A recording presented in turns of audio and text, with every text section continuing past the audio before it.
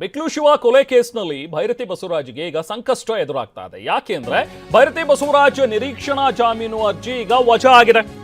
ಹೈಕೋರ್ಟ್ನಲ್ಲಿ ನಿರೀಕ್ಷಣಾ ಜಾಮೀನು ಅರ್ಜಿಯನ್ನ ಹಾಕೊಂಡಿದ್ದು ಬಸವರಾಜ್ ಅವರು. ಅಟ್ಲೀಸ್ಟ್ ಹೈಕೋರ್ಟ್ನಲ್ಲಿ ನನಗೆ ರಿಲೀಫ್ ಸಿಗಬಹುದು ಅಂತೇಳಿ ಕಾಯ್ತಾ ಇದ್ದಂತಹ ಬಸವರಾಜ್ಗೆ ಈಗ ಸಂಕಷ್ಟ ಎದುರಾಗಿದೆ. ಯಾಕಂದ್ರೆ ಹೈಕೋರ್ಟ್ನಿಂದ ಬಸವರಾಜ್ ಅವರ ಜಾಮೀನು ಅರ್ಜಿ ವಜಾ ಆಗಿದೆ.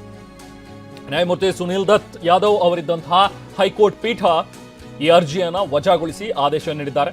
ಸೊ ಹಾಗಾಗಿ ಈಗ ಬಂಧನ ಭೀತಿ ಎದುರಾಗಿದೆ ಭೈರತಿ ಬಸವರಾಜ್ಗೆ. ಎಲ್ಲಿ ಇದ್ದಾರೆ ಈಗ ಭೈರತಿ ಬಸವರಾಜ್ ಅನ್ನುವಂಥದ್ದು ಸಿಐಡಿ ಅಧಿಕಾರಿಗಳಿಗೂ ಕೂಡ ಗೊತ್ತಾಗ್ತಾ ಇಲ್ಲ. ಸಿಐಡಿ ಪೊಲೀಸರು ಕೂಡ ಭೈರತಿ ಬಸವರಾಜ್ಗಾಗಿ ಶೋಧ ಕಾರ್ಯವನ್ನ ನಡೆಸ್ತಾ ಇದ್ದಾರೆ. ಎಲ್ಲೋ ತಲೆಮರೆಸ್ಕೊಂಡಿದ್ದಾರೆ ಅನ್ನುವಂಥದ್ರ ಬಗ್ಗೆ ಈಗ ಹೇಳಲಾಗ್ತಾ ಇದೆ. ಯಾಕಂದ್ರೆ ಫೋನ್ ಕೂಡ ಸ್ವಿಚ್ ಆಫ್ ಆಗಿದೆ. ಸದ್ಯಕ್ಕೆ ಭೈರತಿ ಬಸವರಾಜ್ ಅವರನ್ನ ಈಗ ಅರೆಸ್ಟ್ ಮಾಡಬೇಕಾ, ಅರೆಸ್ಟ್ ಮಾಡಿ ವಿಚಾರಣೆಗೆ ಒಳಪಡಿಸಬೇಕಾ ಅನ್ನುವಂಥದ್ದು ಈಗಿರುವಂತಹ ಪ್ರಶ್ನೆ. ಹಾಗಾಗಿನೇ ಈಗ ಸಿಐಡಿ ಅಧಿಕಾರಿಗಳು ಅವರನ್ನು ಮೊದಲು ವಿಚಾರಣೆ ನಡೆಸುವ ಸಲುವಾಗಿ ವಶಕ್ಕೆ ಪಡೆಯುವಂತಹ ಸಾಧ್ಯತೆಗಳಿವೆ.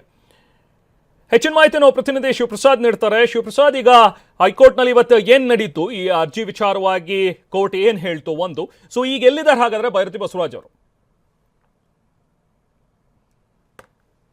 ಮತ್ತೆ ಸದ್ಯ ಭೈರತಿ ಬಸವರಾಜ್ ಅವರ ಮೊಬೈಲ್ ಸ್ವಿಚ್ ಆಫ್ ಆಗಿರ್ತಕ್ಕಂಥದ್ದು. ಸದ್ಯದ ಮಟ್ಟಿಗೆ ಈಗ ಅವ್ರು ಯಾರ ಸಂಪರ್ಕಕ್ಕೂ ಸಿಗ್ತಿಲ್ಲ ಅಂತ ಹೇಳಿ ಮಾಹಿತಿ ಲಭ್ಯ ಆಗ್ತಿದೆ.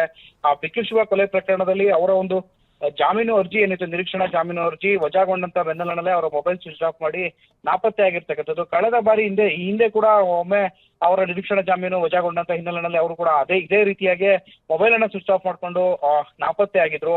ಆಗಲೂ ಕೂಡ ಸಿಐಡಿ ಪೊಲೀಸರು ತಲಾಶೆ ನಡೆಸಿದ್ರು. ಸಿಐಡಿ ಪೊಲೀಸರಿಗೆ ಪತ್ತೆ ಆಗಿರಲಿಲ್ಲ.